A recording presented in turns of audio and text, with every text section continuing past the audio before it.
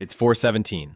The kind of hour that doesn't belong to night anymore, but hasn't earned morning. The city is silent in a mechanical way, not peaceful, not asleep. It's the silence of systems idling without supervision. No traffic resonance. No elevator cables humming through concrete. Just the faint electrical tinnitus of infrastructure pretending it's still intact. You wake because something fundamental is missing, and your nervous system noticed before your thoughts did. You wake because you're cold. Not symbolically, not emotionally. Cold is energy leaving your body faster than you can replace it, a net loss. Your skin registers it first, then your joints, then your core. The walls are colder than yesterday. The floor is colder than the walls. Gravity still pulls heat downward and nothing is pushing it back up. Entropy is not dramatic, it's consistent. It works every hour, including this one. This is the first asset they reclaim, heat. They don't arrive with trucks or uniforms. They don't announce anything. They just stop compensating for loss. Centralized heating systems were never built to survive fragmentation. They were built to optimize fuel burn across millions of endpoints under stable governance. Remove fuel synchronization, pressure balance, or grid timing, and the entire architecture collapses into ambient temperature. Physics doesn't negotiate service agreements. You start managing yourself like a failing device. Layers go on. Cotton first, a reflex from a warmer world. Wrong choice. Cotton absorbs moisture, and moisture accelerates heat transfer. You feel it almost immediately. You correct. Wool. Synthetic. Air gaps. You're not dressing for comfort anymore. You're insulating a system with limited reserves and no resupply schedule. Somewhere close, a cat moves through the dark. You don't hear pause. You don't hear breath. You sense it only because the air shifts and warmth redistributes. The animal compresses itself into the smallest viable shape, reducing surface area, minimizing loss. It doesn't search for comfort. It searches for gradients, heat above baseline, shelter above exposure. No loyalty to spaces that no longer pay energy back. They don't need force to take warmth away. They just stop defending it. Urban heat was always an illusion created by scale. Millions of BTUs pushed through pipes and cables because the math worked, when upstream inputs were guaranteed. Fuel deliveries, maintenance crews, grid authority. When those guarantees fail, heat is no longer a service. It becomes a liability, something expensive to protect, difficult to distribute, and impossible to prioritize fairly. Rule 1 arrives without announcement. If you cannot generate heat locally, you do not own it. Lights flicker on in nearby windows, candles. Small flames against large darkness. People think they are adapting. They are not. They are converting dense chemical energy into visible signal and unrecoverable loss. The heat escapes. The light advertises inefficiency. Fire without containment is not survival. It's a broadcast of waste. The cat ignores the flames. It chooses a radiator that still holds yesterday's residual warmth, metal dense enough to remember energy for a few more hours. It will leave before the temperature equalizes. It doesn't argue with depletion. It moves on before the cost outweighs the return. You should be thinking the same way. This is not the beginning of violence. This is earlier. This is when the system quietly reclassifies warmth from something everyone gets into something nobody is promised. By the time authority becomes visible, heat has already been gone for days. Drop your city in the comments. I want to see where the survivors are watching from. And hit subscribe while you're here. By the second day, thirst replaces fear. Not because you've adapted, but because fear requires surplus cognition. Thirst does not ask permission. It asserts itself chemically. Plasma volume drops. Electrolytes drift out of range. Your blood thickens by fractions that matter. Reaction time slows. Memory fragments. You are not panicking. You are underpowered, and the system you call you is throttling down. Fear is narrative. Thirst is arithmetic. This is the second asset they reclaim, water. Not rain, not rivers. Not what falls from the sky or moves downhill on its own. They reclaim pressure. The invisible force that lifts water into towers, pushes it through pipes, keeps it moving fast enough to stay clean. Pressure is order imposed on fluid, and order requires energy. When energy coordination fails, pressure is the first luxury to go.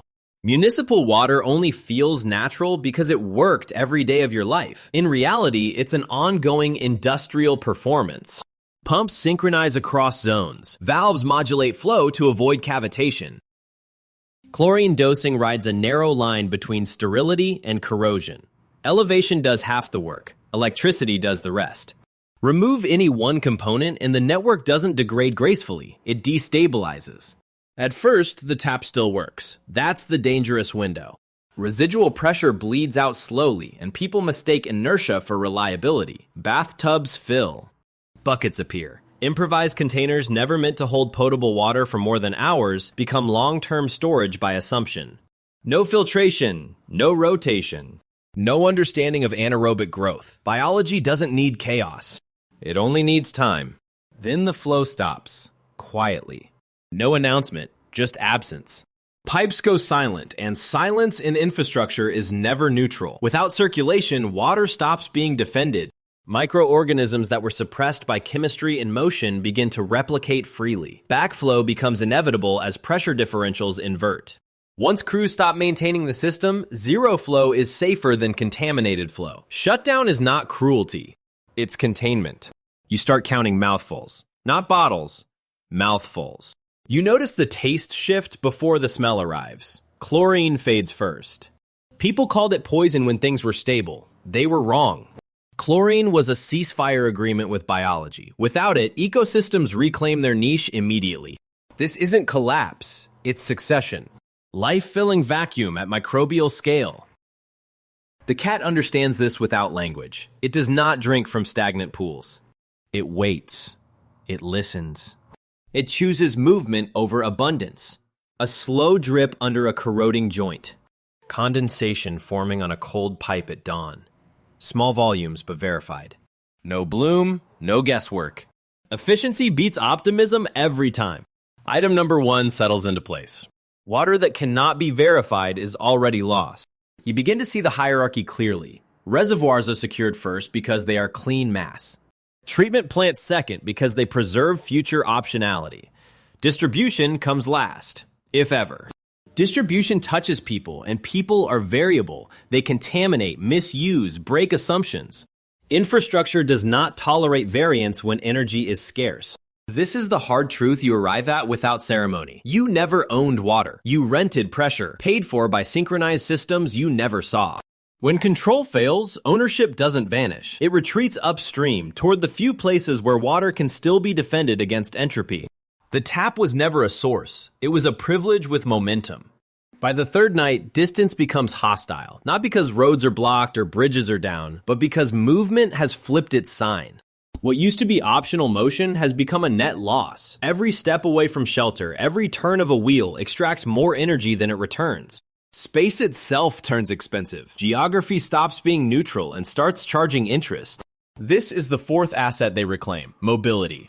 Fuel doesn't vanish. That would be dramatic. Instead, it stratifies. It sinks into layers you no longer belong to. What remains in circulation is assigned, not available. Generators that stabilize other systems. Transports that move components instead of people. Vehicles with manifests, schedules, justification. Mobility without a ledger becomes friction. And friction is just heat escaping into air that doesn't care. Your car still starts. That's deliberate. The system doesn't rush to remove options. It lets you exhaust them. You sit in the driver's seat and feel capability where there is only momentum left over from yesterday. The engine idles, burning fuel to maintain readiness, not progress. A subtle tax you don't notice until the gauge drops. Every kilometer you travel converts dense chemical energy into vibration, sound, and waste heat. None of it is recoverable. There is no refill cycle behind you, no convoy scheduled to restore what you spend. Logistics has already modeled this. You are not a node with throughput. You are an endpoint with decay. Movement, in your case, does not create value, it consumes it. The roads empty slowly, then all at once. Not because of fear, but because empty roads are stable roads. They don't require signaling, they don't need enforcement. Checkpoints become unnecessary when traffic self-selects down to zero. Stillness is cheaper than control. The system always prefers the cheaper solution. You notice how sound travels farther now. An engine carries across blocks. Footsteps echo. Movement creates signal, and signal creates attention. Attention costs energy to manage.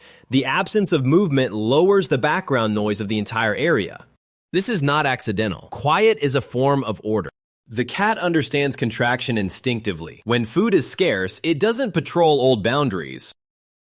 It redraws them inward. It chooses a reduced territory that can be monitored, defended, and exited without sprinting. Fewer paths, fewer variables. A smaller map that matches available energy. Survival is not about access. It's about containment. Rule 3 settles in without resistance. Movement without return on energy is subtraction. People flee cities because they confuse noise with failure. Cities fail loudly because they are dense with systems, but density also means overlap. Waste heat from buildings, residual water in pipes, shadows, basements, materials, forgotten pockets where entropy moves slower. Cities hold mass, and mass buffers loss. Rural collapse is quieter, cleaner, and faster. Distance there offers no subsidy. Mobility is reclaimed long before it is confiscated. By the time vehicles are blocked, disabled, or seized, the concept of free movement is already obsolete. You don't feel trapped. You feel recalibrated. Routes stop making sense. Destinations dissolve. What matters now is not where you can go, but what you can reach without borrowing against tomorrow.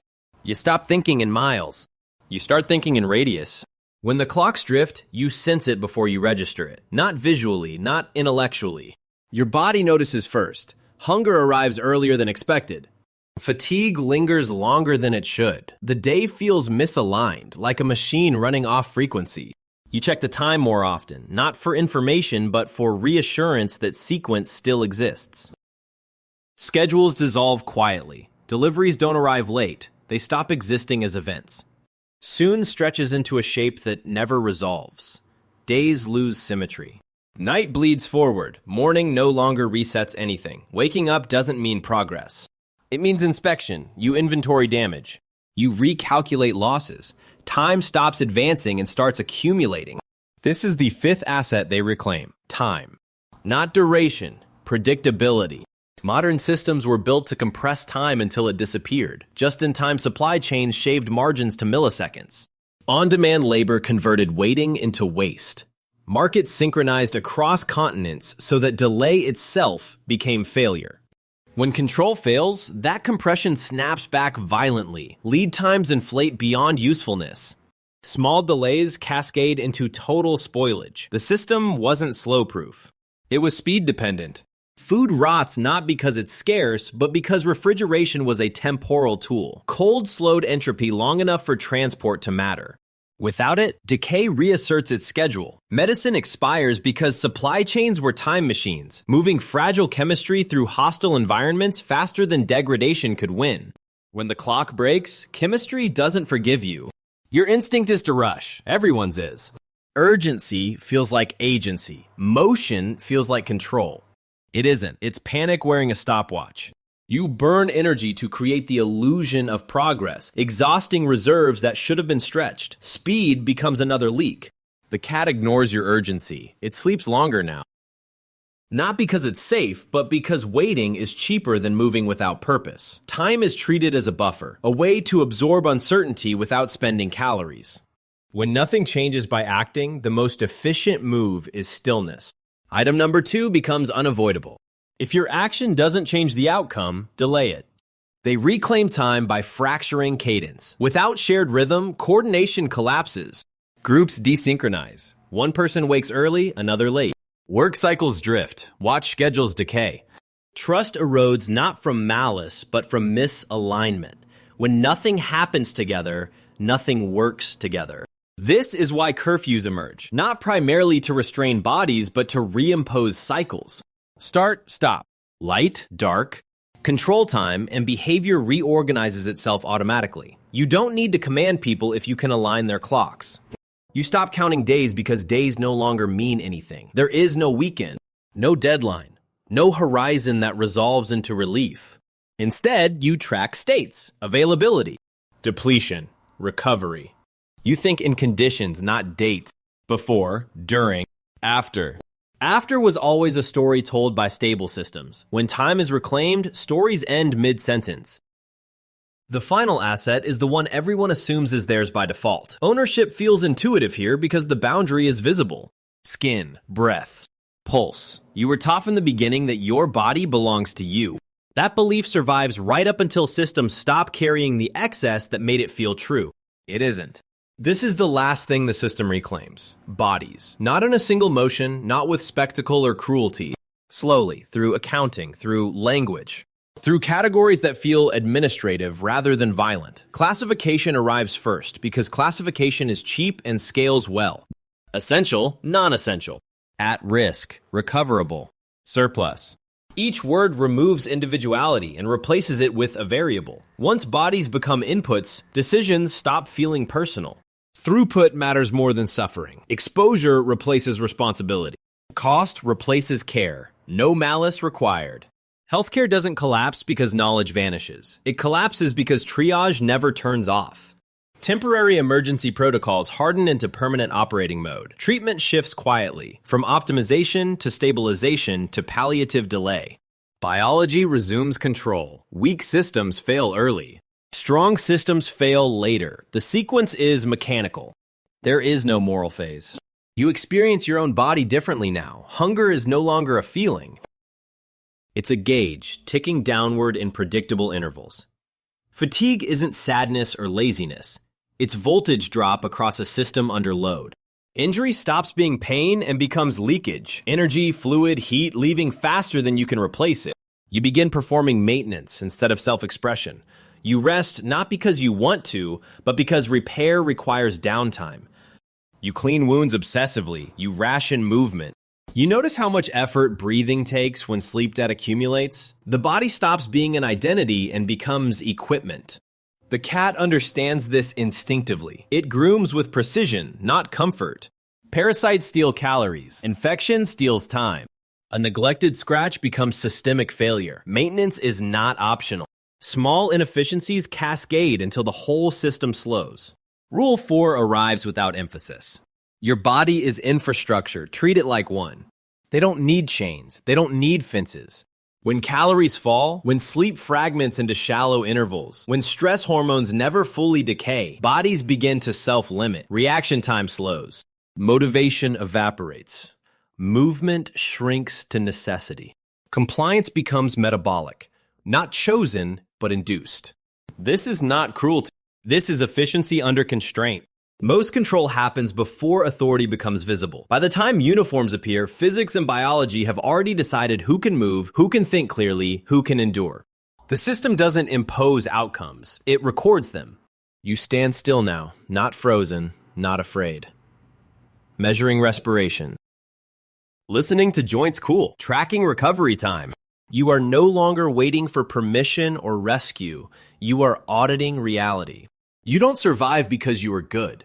You survive because you understand how the world actually works.